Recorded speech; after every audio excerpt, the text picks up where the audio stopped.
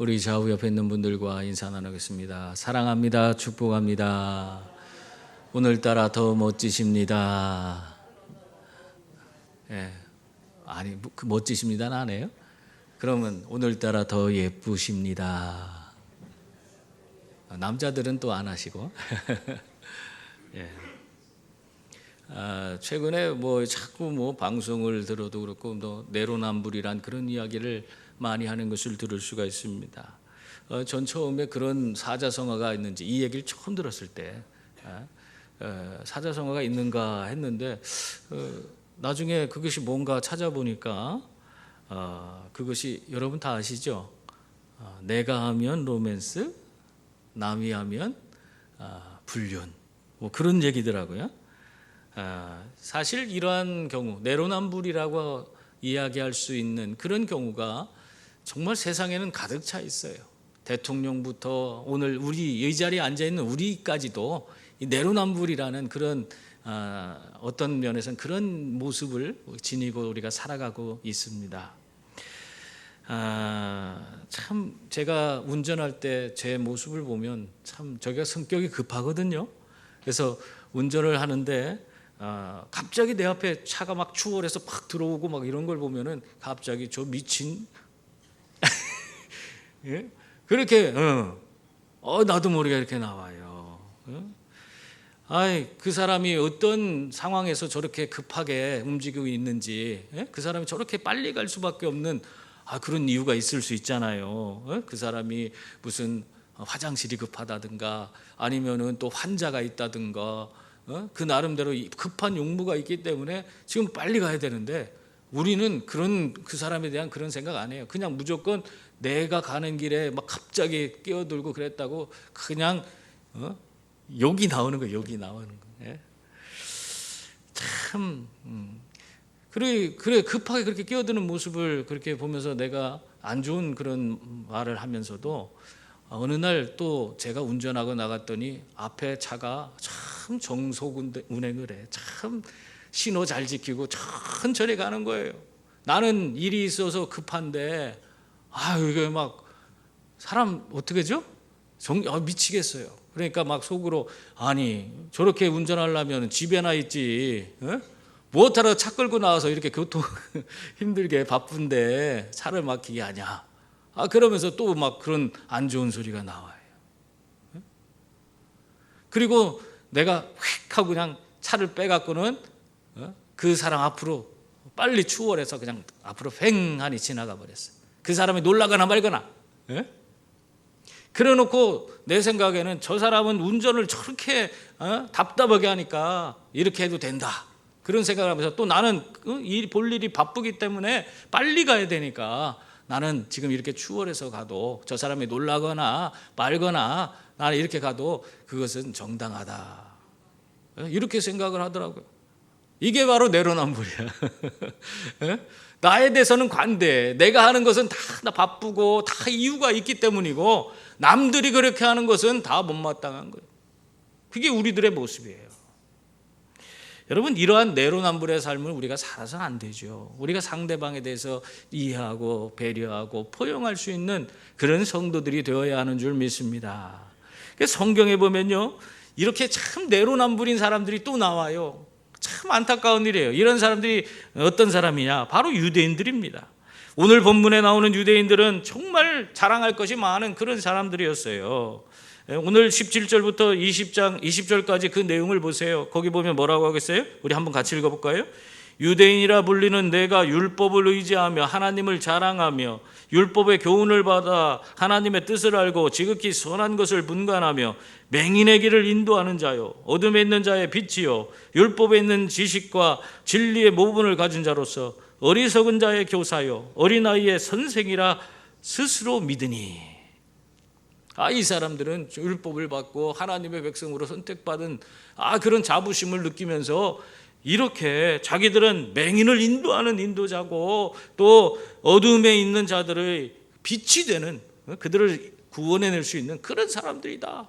그리고 진리의 그 선한 것을 우리만 분별할 수 있다. 그래서 우리가 그 사람들에게 가르쳐줘야 된다. 어리석은 자들과 어린아이들에게 우리가 가르치는 그런 모든 사람들에게 그렇게 아주 우러러움을 받을 만한 그런 존재가 바로 자신들이다. 그렇게 어떻게 했다고 그래요? 스스로 여기니. 스스로 그렇게 생각했대. 다른 사람이 그렇게 생각하는 게 아니에요. 스스로 믿으니 그렇게 말하고 있습니다. 여러분, 이렇게 유대인들은요, 자신들에 대해서 아주 자부심을 갖고 있는 그런 사람들이었습니다. 그래서 그들은 율법을 의지하고 하나님을 자랑하는, 얼마나 훌륭합니까? 이런 일을 하고 있어요. 그리고 율법을 통해 하나님 뜻을 통해서 진정한 선을 자기들은 분별할 수 있다 하면서 아주 당당하게 세상을 살아가는 그런 사람들이었어요. 여러분, 이렇게 아주 자부심을 느낄 만한 하나님이 큰 은혜를 주셨어요. 하나님의 말씀도 주시고 또 그들을 선택받은 백성으로서 살도록 은혜도 베풀어 주시고 그렇게 만들어 주셨어요. 그런데 이러한 자신들에게 주어진 것이 큰 은혜가, 그들에게 하나님의 은혜가 주어졌는데 그것이 그들의 삶을 어떻게 만들었냐? 교만하게 만들었어요. 너무나 좋고 정말 어떻게 보면 모든 사람에게 자랑할 만한 그런 것이지만 하나님이 그러한 것을 주셨을 때는 왜 주셨을까요? 하나님의 율법을 받고 선택받은 백성이 되게끔 그렇게 만드신 이유가 있어요. 그것은 하나님 앞에 자신을 더 겸손하게, 자신을 겸비하고 또 하나님 앞에서 부족함 없도록 자신을 항상 하나님 앞에서 겸손하게 자기를 돌아보고 힘쓰는 그런 사람이 되라고 하나님이 이 사람들에게 은혜를 베풀어 준 겁니다. 근데 이 사람들은요, 그러한 것을 하나님의 큰 은혜를 받고 율법도 받고 하나님 백성이라는 그런 선택도 받았는데 그것을 가지고 자기 자신을 돌아보지는 않고 어떻게 합니까? 자신들에게 주어진 그 율법으로 말미암아 자기를 돌아보고 자기의 연약함을 깨닫고 하나님 앞에 매달리고 하나님을 더 믿음 안에서 하나님 의지하고 살아가는 것이 아니라 그 율법을 가지고 자기는 돌아보진 않고 다른 사람들을 정죄하고 다른 사람들의 잘잘못을 따지고 손가락질하고 모든 것을 판단하는 그런 판단만 하고 있는 거예요. 여러분, 율법이란 게 뭐예요? 여러분에게 하나님 말씀, 우리는 율법이라고 하면 좀 어렵지만 이게 하나님 말씀이라는 우리는 쉽게 다가오죠. 이 하나님 말씀을 하나님께서 우리에게 왜 주셨어요? 다른 사람들에게 손가락질하라고 주셨어요? 이 하나님의 말씀은, 이 하나님이 주신 율법은 거울과 같은 것입니다. 자신을 들여다보라고 주신 거예요. 그래서 이 율법을 통해 자신의 죄가 무엇인지를 깨닫고 돌이켜서 하나님의 사람으로 더 온전하게 살도록 하나님의 풍성한 은혜를 누리면서 하나님과 더불어 동행하고 그분과 함께하는 그런 풍성한 삶을 매일매일 누리도록 하기 위해서 이 말씀을 주신 거예요. 율법을 주신 거예요. 그런데 그 율법을 통해서 그렇게 자기를 돌아보고 자기를 자꾸 겸비하면서 온전치 못한 것은 제거하고 그렇게 해야 되는데 그건 안 하고 이 말씀을 가지고 아이고 저 사람은 저렇게 하면 안 되는데 아이고 저 사람은 죽어 마땅하다고 막 하면서 심판하고 손가락질하고 비판하는 그런 사람이 되어서는 되겠습니까? 이 율법의 참된 의미를 깨닫지 못하고 율법을 가지고 이 거울과 같은 율법을 가지고 자기를 보지 못하고 남만 바라보고 있는 사람, 그 사람들이 바로 내로남불의 사람들이에요. 이중적 잣대를 가지고 말하자면 사람들을 평가하는 그런 사람이라 할 수 있습니다. 이런 삶을 우리 성도들이 살아서는 안 되는 거죠. 여러분, 이것이 중요해요. 우리가 이런 것을 깨닫고 살아야 됩니다. 그런데도 이 유대인들은 그 율법의 참된 목적, 그 의미를 깨닫지 못하고 그들은 그것을 자랑만 하고 살았습니다. 그저 율법을 소유하고 있다는 것, 그것이 자기에게는 대단한 것으로 여기고 자기들이 특별한 사람이라 여기고 또 자신들은 죄를 짓든 안 짓든 간에 이미 하나님이 선택하고 율법도 허락한 그런 백성이기 때문에 자기들은 죄를 져도 하나님이 구원해 주시지만 저 이방인들은 아무리 착하게 살아도 저들은 구원받지 못한다. 저들은 어리석은 개, 돼지와 같은 짐승과 같은 존재들이기 때문에 심판받아 마땅하다. 자기들의 잘못하는 거는 생각지 않고 남의 잘못만 생각하면서 그런 아주 헛소리를 하는 사람들이 이 바로 유대인들이었습니다. 자기를 돌아보지 않는 거예요. 여러분, 이러한 내로남불의 신앙을 갖고 살면 우리의 신앙생활이 제대로 될 수가 없습니다. 우리의 신앙생활은 어디에 초점이 맞춰져야 합니까? 우리의 신앙생활은 예수 그리스도에게 초점을 맞추고 예수 그리스도 중심으로 신앙생활해야 되는 줄 믿습니다. 여러분, 예수님이 어떤 분이세요? 예수님께서는 정말 종들이라 하는 그런 발 씻기는 일을 상전을 씻기는 것도 아니고 누구를 씻겼어요? 자기가 가르치는 자기 제자들의 발을 씻겨주신 그런 분이에요. 정말 겸손하시고 그 친히 자기가 몸소 수건을 허리에 두르고 제자들의 발을 씻기심으로 섬김의 도를 그 제자들에게 가르쳐준 그런 분이 바로 예수님이십니다. 여러분, 우리가 예수님을, 이런 예수님을 믿는 거예요. 우리가 예수님을 믿고 산다는 것은 무엇을 의미하느냐? 그렇다면 우리가 예수 믿고 산다는 것도 똑같은 거예요. 예수님이 걸어가신 그 길을 가는 거예요. 겸손과 이 섬김의 길로 우리도 나아가는 거예요. 남을 나보다 낮게 여기고 그 사람들을 오히려 존귀하게 여기고 그 사람들을 위해서 우리가 더 낮아지고 섬기는 그런 자리에 설 수 있는 그런 사람이 되어야 한다는 것을 예수님께서 친히 자신이 섬김의 도를 보여주면서 제자들의 발을 씻겨주심으로 그것을 우리에게 보여주신 것입니다. 그러므로 여러분, 항상 겸손과 섬김을 실천하며 살아가시는 그런 귀한 성도들이 다 될 수 있기를 바랍니다. 그래서 우리가요, 이런 섬김의 도를, 예수님을 모시고 살면서 이런 섬김의 도를 실천하며 살려면은 무조건 보이는 대로 다른 사람들을 비판하고 정죄하는 그런 자가 되어서는 안 되는 것입니다. 우리 믿음의 자녀들은 먼저 어떻게 해야 돼요? 상대방의 입장에서 그 사람을 먼저 배려하고 그 사람이 왜 그렇게 해야 됐는지 그 사람의 그런 입장에서 그 모든 것을 생각해 볼 수 있는 그런 분들이 되어야 하는 것입니다. 우리가 상대방의 입장에서 생각하면요, 많은 것을 우리가 이해할 수가 있어요. 그 사람들이 왜 그렇게 했는지 우리가 받아들일 수가 있어요. 용납하고 그들을 포용할 수 있는 그런 사람이 되는 겁니다. 근데 그렇지 못하고 자꾸 우리가 율법적 잣대를 가지고 자기도 지키지 않는 것을 가지고 남은 지켜야 된다고 하면서 너는 이거 잘못됐고 저거 잘못됐고 저게 잘못됐고 그렇게 따지기 시작하면 그 사람과의 모든 관계는 깨어지게 되고 그와의 모든 것들이, 그와 함께하고 있는 모든 것들이 천국이 아니라 지옥이 되는 거예요.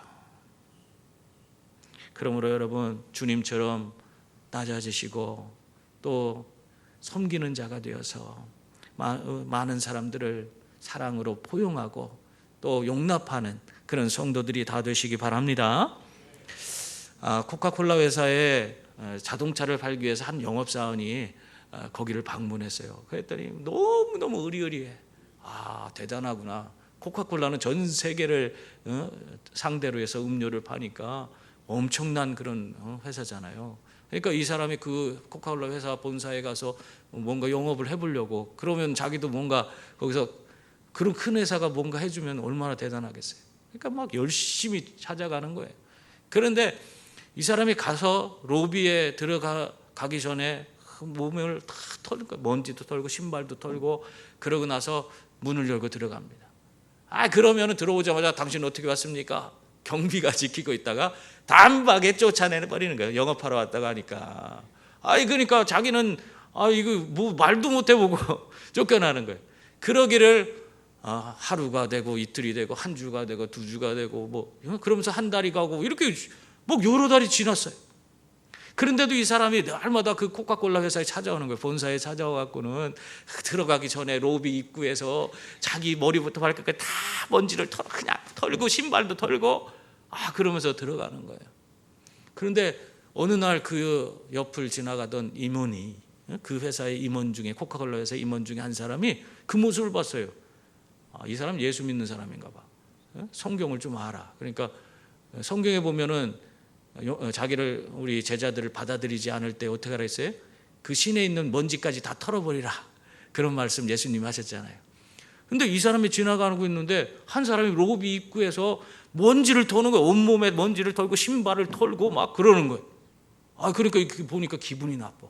차를 잠깐 세워라 하고는 그 사람한테 갔어요. 아니 당신 왜 여기서 우리 회사 이 로비 앞에서 먼지를 털고 앉았냐고, 이게 뭐 하는 짓이냐고. 그렇게 했더니 이분이, 이 영업사원이, 아이고 죄송합니다. 근데 그게 아니라 제가 우리 이 코카콜라가 재수 없어서 먼지를 터는 것이 아니라, 제가 이 회사가 정말 전 세계를 상대로 음료를 파는 회사라 혹시라도 제 몸에 있는 먼지가 떨어져서 이 회사에 안 좋은 그런 영향이 끼칠까 봐 제가 먼지를 깨끗이 털고 그런 다음에 이 로비에 들어갑니다. 그렇게 들어가도 로비에서 맨날 쫓겨나서 누구 한 사람하고도 얘기도 한번 못 해보고 그렇게 하고 있습니다. 그렇게 얘기하는 거예요. 당신 뭐 하는 사람에게? 저는 자동차 외판원입니다. 영업사원입니다. 그렇게 얘기를 했어요. 그러냐고. 그러면 알아서 이따가 가라고 하고 이 인물이 들어갔어요. 그러고 나서 수주일이 지났어요. 여러 주일이 지났는데, 그런데 갑자기 이 영업사원한테 전화가 왔어요. 이 코카콜라 임원한테 전화가 온 거예요. 그러면서 그 영업사원한테, 내가 당신한테 우리 코카콜라 회사에서 큰 트럭이 지금 100대가 필요한데 당신이 그걸 구매해달라고, 당신에게 그 100대를 주문하겠다고. 이 100대면 팔자 고치는 거요. 큰 트럭 100대를 팔면은. 그러니까 너무 깜짝 놀랐어요. 감사하다고 그랬는데, 나중에 그 이유를 알고 보니까 이 사람이 코카콜라 회사에 오면서 사실 그 먼지, 몸에 있는 먼지가 그 만드는 제주 공장에 가는 것도 아니고 아무런 그런 영향을 미치지 못하는데, 그럼에도 불구하고 우리 회사를 생각해서 몸에 있는 먼지, 신발에 있는 먼지까지 다 털어버리고 들어오는 그 배려, 작은 배려하는 그 모습, 그걸 보고 이 임원이 감동했다는 거예요.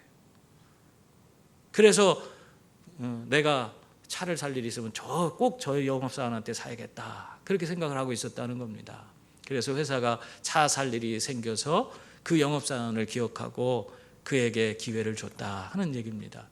여러분, 우리들의 작은 배려가 우리의 삶을 이렇게 놀랍게 변화시키고 또 풍성한 은혜로 채워주는 줄 믿습니다. 그래서 여러분의 삶이 다른 사람에 대해서 우리가 그 사람을 먼저 손가락질하고 비판하고 비난할 것이 아니라, 그 사람이 왜 그렇게 하는지, 왜 그럴 수밖에 없는지 그 사람 입장에서 한 번 더 생각하고 배려할 수 있는 그런 성도들이 다 될 수 있기를 바랍니다. 그래서 하나님이, 사람이 안 주더라도 하나님이 주시는 은혜와 복을 누리시는 그런 성도들이 다 되시기 바랍니다. 또한 우리 신앙에 이 진정으로 중요한 것이 있는데, 그게 뭐냐면 언행일치의 삶입니다. 이 유대인들은 그걸 하지 못하는 거예요. 유대인들이 어떤 모습을 보여요? 정말 이 사람들은 자부심을 느끼다 못해 교만한 그런 모습을 보여요. 그래서 내로남불의 그런 삶을 산다고 그랬잖아요. 그것도 문제지만 더 문제인 것은 그들의 삶 자체가 언행일치가 안 되는 거예요. 한 율법을 받은 사람은 율법으로 말미암아 살아야 되는데 그것이 이루어지지 않는 겁니다. 오늘 21절부터 24절 말씀 보세요. 거기 보면, 그러면 다른 사람을 가르치는 내가 내 자신은 가르치지 아니하느냐? 도둑질하지 말라 선포하는 내가 도둑질하느냐? 간음하지 말라 말하는 내가 간음하느냐? 우상을 가증히 여기는 내가 신전 물건을 도둑질하느냐? 율법을 자랑하는 내가 율법을 범함으로 하나님을 욕되게 하느냐? 기록된 바와 같이 하나님의 이름이 너희 때문에 이방인 중에서 모독을 받는도다. 그렇게 지금 말하고 있습니다. 이 말이 뭐예요? 지금 유대인들은 자신들이 율법을 받은 사람, 특별하고 대단한 사람이라고 여기면서 그 율법 말씀 하나도 지키지 않는다는 거예요. 도둑질하지 말라, 간음하지 말라 해놓고는 지들이 도둑질하고 간음한다는 거예요. 이 로마 문화가 성적으로 굉장히 문란해 있는데, 그 로마에 사는 유대인들이요, 다 그 물이 들었어. 그러면서 그것이 자기들이 하는 건 아무렇지도 않게 여기면서 다른 사람들이 그러는 것에 대해서는 손가락질하고 저것은 그들을 정죄하고 그를 무시하는 그런 태도를 보이고 있다는 거예요. 뿐만 아니라 여기 보면은 성전의 물건을 도둑질한다, 그런 얘기가 있어요. 내가 신전 물건을 도둑질하느냐? 우상을 가증히 여기는 내가. 이 사람들은 우상 숭배, 이것이 가장 큰 죄라는 것을 알고 있어요. 하나님께서 그걸 그렇게 지시하셨잖아요. 우상 숭배하지 말라고. 근데 그래서 그들은 우상 숭배하는 이방인도 다 부정한 거고, 우상의 물건도 부정한 거고, 우상에 들어갔다 신전에 들어갔다 나온 고기, 시장에서 파는 고기들도 다 부정하다 그렇게 여기면서, 그러면서 이 사람이 뭘 한다고 그래요? 신전 물건을 도둑질한다.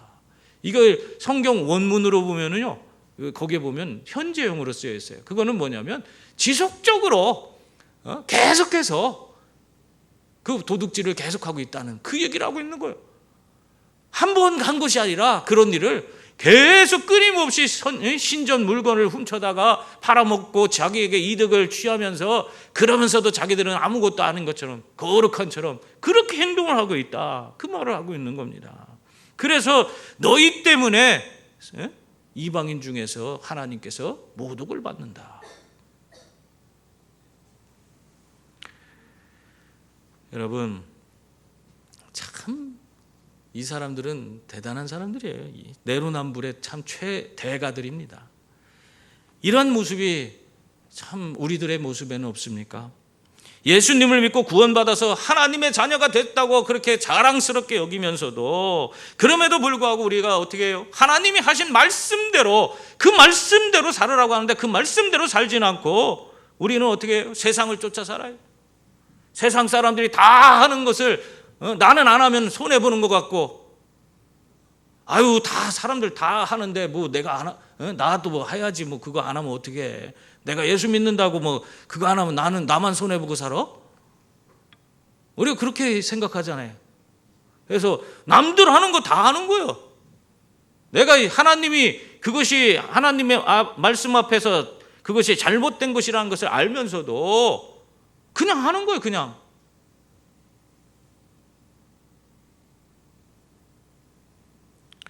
우리 또한 이렇게 언행일치가 되지, 말씀과 삶이 이것이 제대로 일치되는 삶을 살지 못하고 있는 그런 모습을 보이고 있는 것입니다. 그래서 이것이 점점 오늘날 너무 심해지다 보니까 세상 사람들로부터 손가락질 받는 그런 우리 신앙인들의 모습이 됐어요. 교회가 손가락질 받고 있는 거예요. 가수 조영남 씨 알죠? 이 조영남 씨가 아버지가 일찍 병환을 앓게 돼서 어머니가 3남 2녀를 키웠는데 얼마나 고생스러웠는지, 정말 여러 가지 다양한 일들을 해가면서 돈을 벌어서 그 자식들을 키웠어요. 근데 그 어머니가 교회도 열심히 다니는 교회 권사님이셨습니다. 근데 조영남 씨가 이해가 되지 않는 게 있었대요. 그게 뭐냐면, 어머니가 그 자기 집에 새들어 사는 그 사골세를 사는 그런 젊은 부부들이 있었는데, 그 부부가 가짜 꿀을 만들어서 파는 일을 했대요. 가짜 꿀을. 그런데 그 가짜 꿀 만드는 일에 앞장서서 부엌에서 솥을 걸어놓고 그 솥단지를, 그 가짜 꿀을 만드는 솥단지를 이게 밤이며 낮이며 그걸 저어주고 있더라는 거예요. 권사님이. 그러면서 그건 더 재미난 것은 그 국자로 그 솥을 저으면서 내 주를 가까이 찬송을 부르면서, 그러면서 가짜 꿀을 만들고 있었다는 거예요. 그러면서 그걸 붙들고는 또 그 저으면서 자식들을 위해서도 기도하고 가정을 위해서도 기도하고 그러면서 열심히 가짜 꿀을 만들더래. 그게 도대체 이해가 안 됐대요. 그래서 이 사람이, 조영남 씨가 유학을 갔는데, 유학에 이제 미국의 신학교에, 이 사람이 신학교 나온 사람이 신학교에 가서 유학을 하고 돌아왔는데, 돌아오고 나서 그 엄마한테 따졌대요. 아니 엄마는 왜 권사님이면서 가짜 꿀 만드는 거를 그렇게 도와주고 있냐고. 그렇게 얘기하니까 이 어머니가, 야 이놈아, 그래야지 사골세라도 받지. 사골세 받으려고 그걸 그렇게 했다는 거예요. 여러분, 우리가 신앙생활하면서도 이렇게 우리가 믿는 대로 사는 것은 쉬운 일이 아닙니다. 하나님의 말씀을 받았어도 그 말씀대로 사는 것이 쉬운 것이 아니에요. 그렇기 때문에 우리는 어떻게 살아야 돼요? 예수님이 필요한 겁니다. 예수님을 우리의 삶에 모셔드리고 예수님께 내 인생을 맡겨야 돼요. 예수님, 나는 내가 말씀대로 살지 못합니다. 말씀대로 살게 하여 주옵소서. 예수님께서 힘 주시고 능력 주시면 정말 예수님은 능치 못할 일이 없는 줄 믿사오니 내가 이런 연약한 삶에서 벗어나서 이 말씀을 제대로 지키며 살 수 있도록 인도해 주십시오.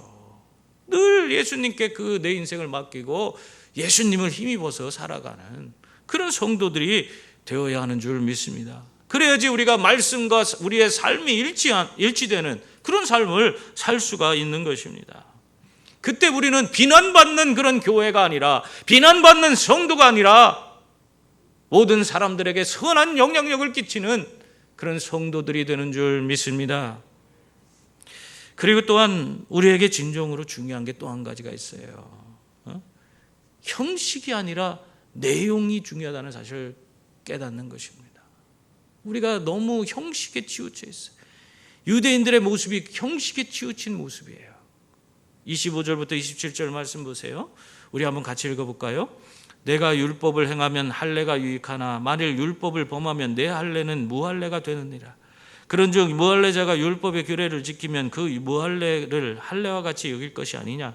또한 본래 무할례자가 율법을 온전히 지키면 율법 주문과 할례를 가지고 율법을 범하는 너를 정죄하지 아니하겠느냐, 이렇게 말하고 있어요. 여기서 참 할례라는 것이 나오는데, 할례가 뭡니까? 우린 다 알죠. 창세기 17장에 보면은 하나님께서 아브라함에게 나타나셔서 그 온 식술들에게 이 할례를 베풀어라고 그렇게 말씀하십니다. 창세기 17장 10절 말씀 보세요. 거기 보면은 너희 중에 남자는 다 할례를 받으라. 이것이 나와 너희와 너희 후손 사이에 지킬 언약이니라. 너희는 포피를 베어라. 이것이 나와 너희 사이에 언약의 표징이니라. 그렇게 말씀하고 있습니다. 한마디로 이것은 생식기를 자르라는 얘기예요. 생식기를 자르면은 우리가 자식을 낳을 수 있어요, 없어요? 낳을 수가 없어요. 할례라는 것은 생식기를 자르는 그 상징적인 표현을 하는 거예요. 그래서 하나님, 이제는 나는 생식기가 없습니다. 나는 자식을 낳을 수가 없습니다. 그런데 이제부터 나에게 주어지는 모든 생명은 다 하나님으로부터 말미암아 주어진 것입니다. 그것을 인정하는 거예요. 할례라는 것은 하나님으로부터 태어난 생명, 결국엔 하나님의 백성이라는 증표가 되는 겁니다. 이해가 돼요? 그래서 유대인들이 할례를 받는 거예요. 우리나라도 할례를 좋아해서 할례를 많이 받죠. 종교적인 건 아니지만. 그런데 안 받는 데도 많아요. 그런 나라도 많습니다. 그런데 어쨌든 이 할례라는 것은 결과적으로는 모든 생명의 근원이 하나님께 있습니다. 하나님을 인정하는 거예요. 내 생명이 하나님께 왔습니다. 나는 하나님 것입니다. 하나님의 자녀입니다. 하나님의 백성입니다. 하는 고백입니다. 그래서 할례가 중요한 거예요. 그런데 오늘 이 유대인들에게 이 바울이 지금 뭐라고 하고 있는 거예요? 지금 너희들이 이 할례라는 형식을 통해 하나님의 백성이라고 하나님 백성이 됐는데 그것을 자랑만 하고 있지 실제적인 하나님의 백성다운 삶이 너희에게 있느냐? 그걸 얘기하고 있는 겁니다. 그러면서 이 바울이 얘기하고 있는 게 뭐예요? 할례가 너희를 하나님의 백성으로 만드는 것이 아니라 하나님이 주신 율법을 너희가 지키느냐 지키지 않느냐, 그것에 따라서 그것이 할례가 되는 거고 할례가 의미가 있는 것이고, 그것이 제대로 이루어지지 않으면 할례 받았어도 하나님 백성이라는 그 효력, 그것이 상실되게 된다. 한마디로 율법을 지키면 할례가 유익하고 하나님의 백성의 그런 언약의 상징이 되지만, 그러나 율법을 지키지 아니하면, 하나님 말씀대로 살지 아니하면 그 할례가 아무 의미가 없는 그런 것이 되고 만다. 니들이 아무리 할례 자랑해봤자 쓸모없는 것이다. 그래서 그 너희들 그렇게 봤자 하나님 백성이라 할 수가 없다. 여러분, 형식적인 할례가 중요한 것이 아니라 하나님 말씀인 율법을 지키는 것이 더 중요한 줄 믿습니다. 그것을 지금 유대인들에게 말하고 있는 거예요. 이 유대인들은 형식적인 할례를 통해서 하나님의 백성이 되고 자신들이 구원의 대상이 되었다고 생각하며 교만하게 그렇게 살지만은, 하나님은 그들이 하나님의 백성으로 여기지 않는다는 거예요. 하나님이 원하시는 게 뭐냐? 그런 형식적인 삶이 아니라 내용, 바로 하나님 말씀을 더 잘 지키고 순종하는 자, 그런 사람이 바로 할례 받은 자요, 그런 사람이 하나님의 백성이라. 그들이 구원받는다. 그 말씀을 하고 있는 것입니다. 캐나다 토론토에서 대선 그 총리를 뽑는, 우리는 그 대통령을 뽑지만 여기 총리를 뽑는데, 총리 선거에서 있었던 일입니다. 아주 외모가 불편해 보이고 말도 어눌한 그런 후보가 나와서 토론회에 참가했어요. 토론회에 참가하면서 이런 얘기를 합니다. 저는 어려서부터 말이 어눌하고 느려서 어려움을 겪었습니다. 저의 부족함 때문에 제 진심을 온전히 전하지 못할까 봐 두렵습니다. 그러나 인내심을 가지고 귀 기울여 주신다면 나라와 국민을 사랑하는 저의 진심을 느끼실 수 있을 것입니다. 그렇게 얘기했어요. 아, 멋있게 얘기했네요. 그랬더니 이 말이 끝나자마자 상대방 후보가 그 말에 꼬투리를 잡아서 총리라는 직책을 수행하는데 말이 얼마나 중요한지 아십니까? 말이 어눌하고 느리다는 것은 나라를 대표하는 총리로서 치명적인 결함입니다. 그렇게 얘기했어요. 맞는 말이죠. 그 말을 들은 이 말이 어눌한 총리 후보가 이렇게 얘기했대요. 맞는 말씀입니다. 하지만 저는 말은 어눌할지언정 절대로 거짓말은 하지 않습니다. 이 사람은 정말 어린 시절부터 신뢰와 성실성으로 사람들의 지지를 얻어서 정치인이 된 사람이에요. 그 이름은 장 크레티앙이라고 하는 사람인데, 그 시대에 오늘날도 마찬가지죠. 번지르르한 그런 거짓된 그 말만 하는 정치인들을 제치고, 이 사람이 바로 이 정직한, 말은 어눌하지만 정직한 그런 이 장 크레티앙이 캐나다 총리가 될 수 있었습니다. 그리고 연거푸 3번이나 총리에 당선이 돼요.